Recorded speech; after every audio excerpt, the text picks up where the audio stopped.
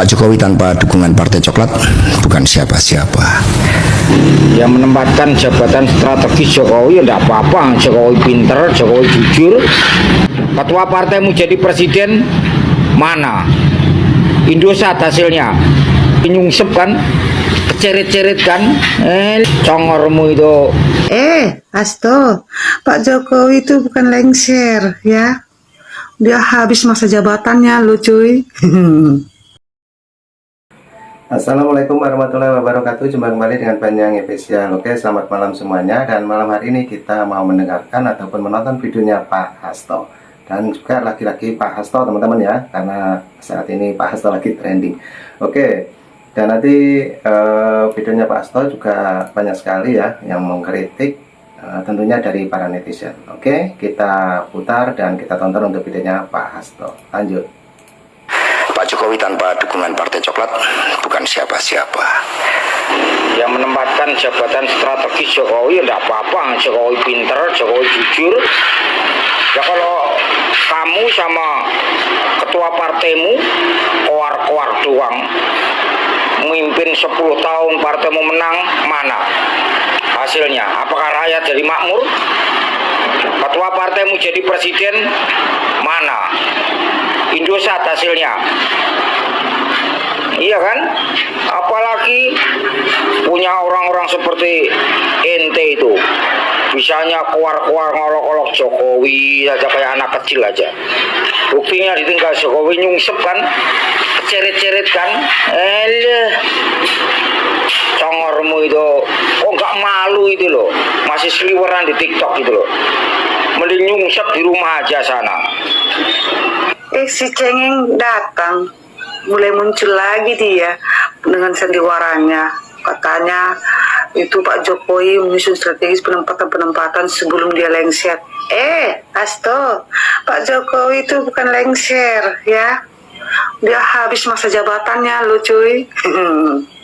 Terus kau bilang kalau tanpa Partai Coklat, Pak Jokowi itu tidak ada apa-apanya. Terbalik ya, terbalik. Justru kalian itu tidak ada apa-apanya ke tempat Pak Jokowi ya.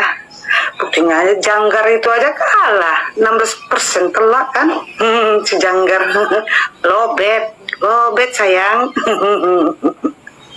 Hasto nggak nangis dong ya.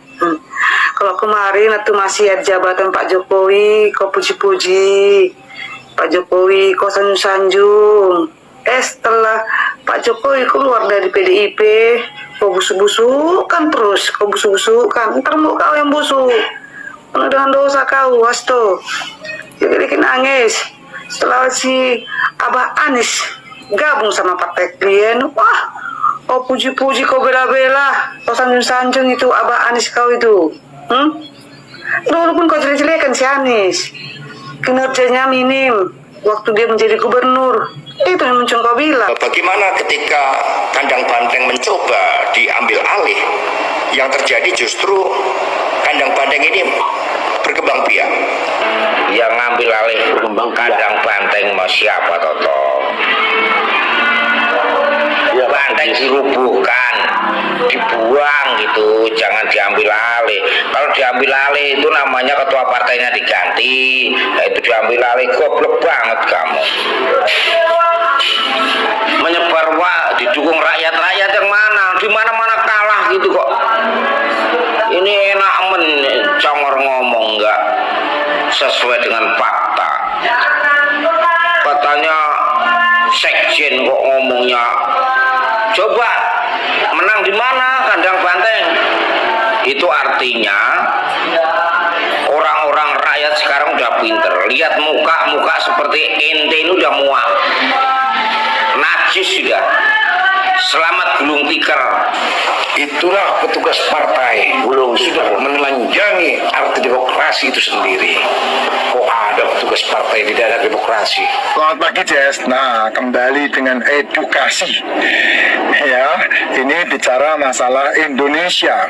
Indonesia ini negara luar biasa hebat. Indonesia ini dahsyat. Kamu tahu enggak salah satu kata-kata Soekarno itu?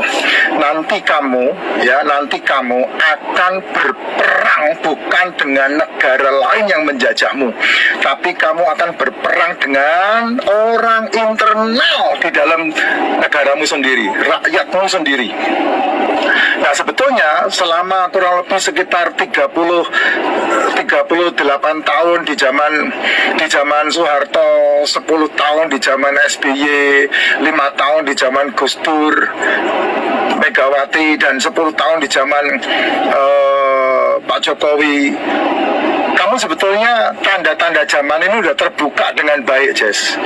Kapan? Yaitu 10 tahun terakhir di zaman Jokowi itu. Kamu tahu enggak? 10 tahun terakhir di zaman Jokowi itulah semua dibongkar. Semua dibongkar. Sehingga kamu yang rakyat jelata seperti saya, ya, saya ini kan rakyat jelata masalahnya, jadi paham, jadi tahu bahwa yang membuat Indonesia berantakan, yang membuat Indonesia miskin terus, itu bukan negara lain. Yang membuat Indonesia miskin terus itu orang di dalam internal Indonesia sendiri, yaitu orang-orang yang menjabat menjadi seorang atau orang-orang pejabat, bukan di pemerintahan, tapi di partai. Ya, Jess, kalau saya gambarin nih, kamu perhatikan baik-baik. Zaman Soeharto itu Golkar itu top, ya, kuning, warna kuning itu mendunia. Dan tetap duit yang ada di Indonesia itu, zaman kuning itu tidak pernah dipakai untuk membangun bangsa ini, tapi dihabiskan, dihambur-hamburkan, dan dibagi-bagi. Cuman waktu itu pembagiannya adalah Pak Harto yang ngatur, sehingga pembagiannya rata. Karena Pak Harto yang ngatur, sehingga korupsinya tidak kentara. Zaman itu. Nah, zaman merah ketika Megawati ketika Gus Dur dan Megawati, anggaplah itu zaman peralihan lah. Kamu tidak usah pusing. Mereka itu memanfaatkan reformasi untuk mengeruk keuntungan. Sebetulnya tapi kalau ngomong juga pusing juga ya. Percuma juga diomong. Tapi zaman sekarang itu terbuka semua lah. Ya, nah, zaman Megawati, zaman Gus Dur, Megawati, anggaplah itu zaman pupuk bawang, di mana orde baru beralih kepada orde reformasi. Nah, yang paling bagus adalah zaman biru, yaitu zamannya SBY 10 tahun. Nah, saya kasih perbandingan nih, zamannya kuning, zamannya biru. Zamannya kuning itu korupsinya saya gambarkan, itu pernah saya buatin konten, itu saya gambarkan seperti pesawat lagi ambil ancang-ancang untuk lepas landas. Itu zaman kuning, ya, zaman Golkar maksudnya. Tapi di zaman biru yang logo Mercy itu, korupsinya udah 3.000 meter di atas permukaan laut, Jess. Itu zaman biru, sehingga zaman itulah semua kebongkar, semuanya mangkrak. Padahal saya udah pernah mengatakan di konten saya, yang namanya membangun Indonesia dari Sabang sampai Merauke, dari Miangas sampai Pulau Rote, itu semuanya sudah ada PSN-nya, ya, sudah ada PSN-nya, sudah ada, tinggal menjalankan aja. Dana ada, karena dana tinggal tanda tangan, satu kali tanda tangan 70 triliun turun, satu kali tanda tangan 70 triliun turun. Tapi masalahnya setiap kali tanda tangan terjadi, duitnya dibawa kabur, dipakai untuk proyek, dan proyeknya tidak diselesaikan, proyeknya pasti dimangkrakkan. Nah, itu berapa puluh tahun itu, 38 tahun dari zaman Pak Harto, 10 tahun dari zaman SBY, 5 tahun zamannya Gus Dur, Megawati. Semuanya mangkrak, nggak ada yang selesai. Harusnya setiap orang yang menjadi presiden itu semuanya bisa menyelesaikan. Kenapa? Karena dananya ada. Buktinya 10 tahun Jokowi menjadi presiden, itu dari Sabang sampai Merauke, dari Miangas sampai Pulau Rote, semuanya dibangun rata. Yang tidak rata adalah bacotnya pembenci-pembenci itu yang tidak rata. Sehingga kamu termakan. Yang luar biasa adalah rakyat-rakyat kita ini, yang pendidikannya, yang dungu-dungu seperti yang mengatakan dungu itu, mereka selalu menggembar-gemborkan kedunguan, mereka selalu menggembar-gemborkan kebencian, mereka selalu menggembar-gemborkan gembar-gemborkan permusuhan di antara rakyat, ditambah lagi mereka-mereka yang mau sejo, yang nggak punya pekerjaan, yang hanya begini saja sama pemerintah, numpang project itu, bacotnya terlalu besar sehingga itu menjadi provokator buat rakyat yang ikut-ikutan membenci. Ditambah lagi politik yang terpecah-pecah karena multi partai. Zaman saya sekolah, zaman saya sekolah, Indonesia ini sangat luar biasa loh. Hanya di kampung-kampung kecil aja yang selalu sara, ya, selalu sara itu. Di desa-desa itu, kalau ada orang yang sipit dikit, kalau ada yang putih dikit, selalu dibilang Cina. Waduh, itu orang yang seperti kata dalam tempurung, karena pendidikan di bilik, bukan di sekolah yang benar. Makanya mereka diprovokasi seperti itu.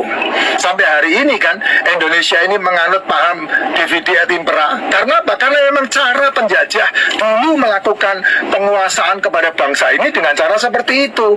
Kamu diadu domba, didatangkanlah orang-orang imigran untuk memecah belah bangsa ini tuh seperti itu.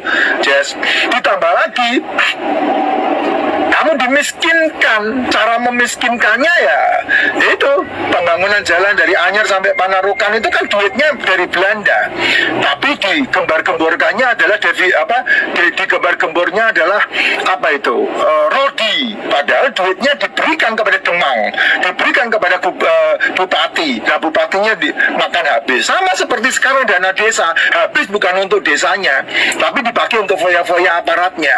Nah kan. Nah, oke ya teman-teman, itulah kritikan yang banyak sekali ya untuk Pak Hasto, yang dimana tadi sempat berstatement seperti itu. Lalu banyak sekali yang berkomentar mengenai omongannya Pak Hasto. Oke, lanjut lagi untuk videonya, kita play. Ya begitu, Jess. Nah, sekarang kebongkar semua nih. Di mana? Di eranya Pak Jokowi yang diteruskan oleh eranya Pak Prabowo. Nah, kamu lihat sekarang ini. Melek moto, kamu lihat. Ya, tapi kamu selalu saya masuk ke grup politik itu, ada di grup politik beberapa, saya udah live, dan mereka semuanya ini hanya men-share berita, ya, forward berita, semua forwardan itu saya hapus. Gak ada gunanya itu forwardan, otaknya kosong. Mereka hanya memforward berita untuk memecah belah masyarakat. Kamu yang bergabung di grup-grup politik, Jess, nah saya mau kasih tahu, buka matamu lebar-lebar, jangan micek wae. Buka telingamu lebar-lebar, jangan budek wae. Kenapa? Dengarkanlah pemerintah berbicara, karena pemerintah lah yang mengatur pemerintahan untuk Indonesia. Dengarkanlah orang-orang yang lurus untuk meluruskan bangsa ini. Jangan mendengarkan provokator-provokator dari pembenci-pembenci. Agama dipakai di garis depan untuk menghancurkan hidupmu. Jangan pernah urusin agama. Jangan pernah terprovokasi sama agama. Agama mau tasyukuran, agama mau lebaran, agama mau natalan, agama mau galungan, agama mau kuningan, agama mau paskahan, agama mau maulidan, agama mau pengajian. Silakan, itu masing-masing agama masing-masing. Jangan mau diprovokasi masyarakat dengan baik-baik. Ya, saya kasih tahu, kamu perlu membuka matamu untuk wilayah Timur Tengah. Semua yang diprovokasi seperti sekarang ada di Indonesia hancur berantakan. Libya, Suriah, Lebanon, Iran, Irak, semuanya itu agama yang dipakai untuk menghancurkan itu. Nah, kamu belajar, kalau soal-soal begini kamu belajar dari itu tuh. Siapa itu tokoh yang mempelajari itu semua. Beritanya udah luar biasa untuk kamu belajar, Jess. Jangan mau seperti kata dalam tempurung diprovokasi terus. Ya, informasi sudah terbuka banget. Jangan mau diprovokasi lagi. Sekarang waktunya untuk kembalikan Indonesia ke dalam kejayaan yang benar-benar menuju ke Indonesia emas. Jangan mau diprovokasi. Itu Partai Merah udah hancur berantakan tuh. Dan itu semuanya, ya kalau saya ngomong ngeri banget ya. Nah, kamu bisa membaca koruptor terbesar sebetulnya ya siapa? Ya, koruptor terbesar itu siapa? Nah, kamu bisa melihat tanda-tanda zaman.